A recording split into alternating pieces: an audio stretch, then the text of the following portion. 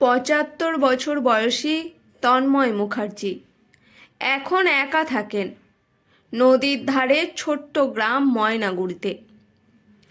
একসময় তার উঠোন ছিল প্রাণে ভরা, কিন্তু কালের অমোঘ নিয়মে এখন সেটা ধীরে ধীরে নীরবতায় পূর্ণ হয়েছে। তার স্ত্রী মৃন্ময়ী তাকে ১৫ বছর আগে একা করে চলে গেছেন। তাদের একমাত্র ছেলে ত্রিনাভ এখন থাকে কলকাতায়। ছোটবেলা থেকে যাকে নিয়ে তন্ময় আর মৃন্ময়ীর সমস্ত স্বপ্নবোনা শুরু হয়েছিল, সেই ছেলেই এখন বড় অফিসার, বড় শহরের বাসিন্দা।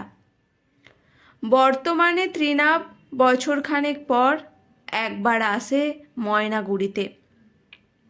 এ বিষয়ে তন্ময় বলেন না কিছু, অভিযোগও রাখেন না, কিন্তু নিজের প্রতিদিনের দিনপঞ্জিতে কিছু না কিছু টুকে রাখেন। যেমন আজ মাঘ মাসের শেষ শুক্রবার, ত্রিনাভ আসেনি। আজ পূর্ণিমা, ও ছোটবেলায় পূর্ণিমায় উঠোনে বসে দুধ ভাত খেতে চাইতো। এইসব খুচরো স্মৃতিরাই বর্তমানে তার জীবন হয়ে উঠেছে। ত্রিনাভ ছোটবেলায় ইলিশ মাছ ভীষণ পছন্দ করত।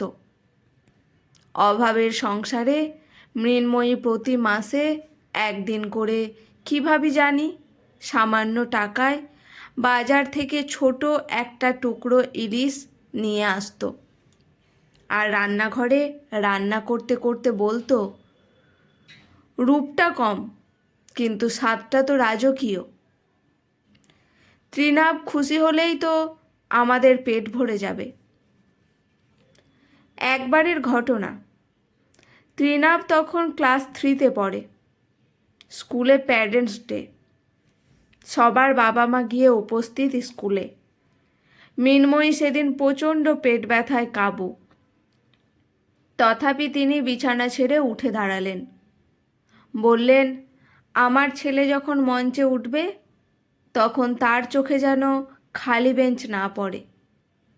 সেদিন বাড়ি ফিরে এসে ত্রিনাভ বলেছিল, মা, আজ তুমি এলে, না হলে আমার খুব খারাপ হতো।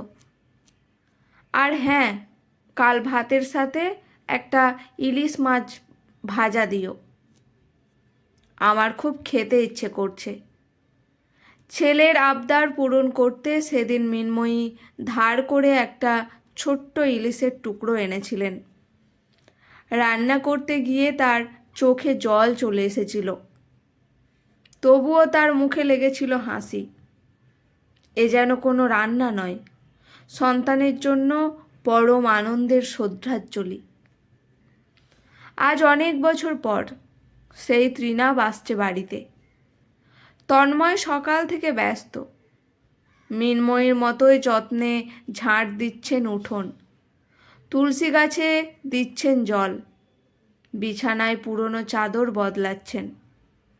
জানালার পাশে মৃন্ময়ীর ছবিটাও পরিষ্কার করে মুছে টাঙিয়ে দিয়েছেন, যাতে সেও যেন সাক্ষী থাকে পিতা পুত্রের এই মিলনের। হঠাৎ তার চোখ পড়ে টেবিলের কোণে রাখা একটা সাদা খাতার ওপর। তাতে লেখা, ত্রিনাভ 3 বছর আগে অষ্টমীর সকালে এসেছিল। সেদিন ইলিশের ঝোল করেছিলাম।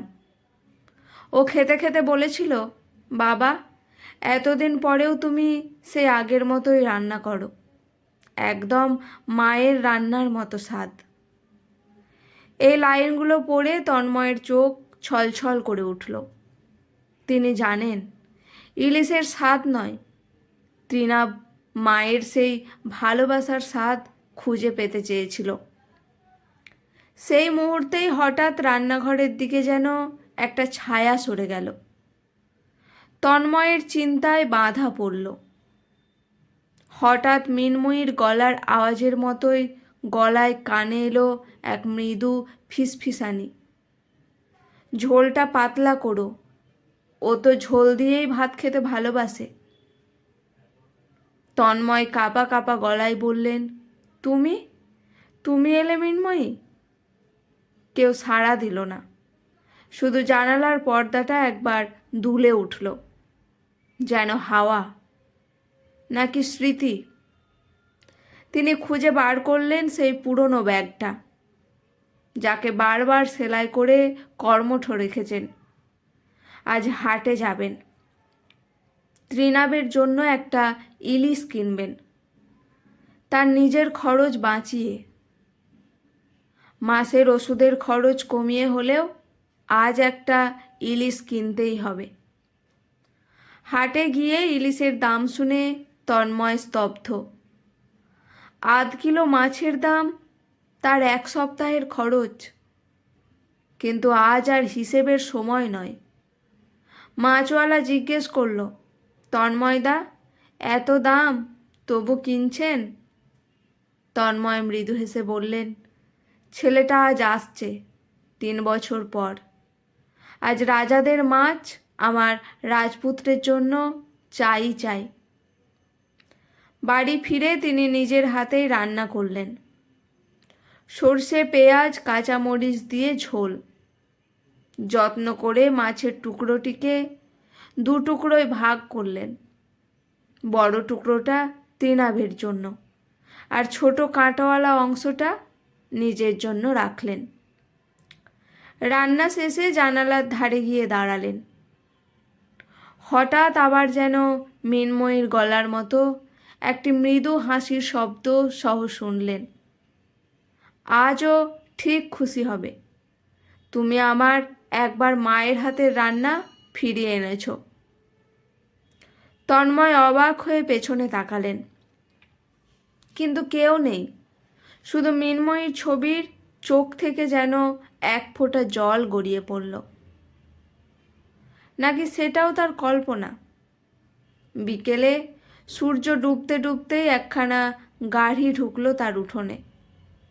ত্রিনাব নেমে পড়ল গাড়ি থেকে। তার পরনে নীল প্যান্ট, শার্ট গোজা, চোখে চশমা আর হাতে মোবাইল। দেখে মনে হচ্ছে প্রচণ্ড ব্যস্ত, তবু তার চোখ যেন খুঁজছে তার বাবাকে। তাকে দেখে তন্ময় ছুটে গেলেন না, ধীরে ধীরে এগিয়ে গিয়ে বললেন, এসেছিস? ত্রিনাভ হাসল, কিন্তু সেই হাসিতে ক্লান্তি, অপরাধবোধ আর একরাশ নস্টালজিয়া। সে বলল, বাবা, এই গন্ধটা, আজ ইলিশ? তন্ময় মাথা নিচু করে বললেন, হ্যাঁ রে, তোর জন্যই রেঁধেছি, ঠিক যেমনভাবে তোর মা করতো, মনে আছে তোর? রাতে খেতে বসে ত্রিনাভ চুপচাপ তাকিয়ে রইল বাবার পাতের দিকে।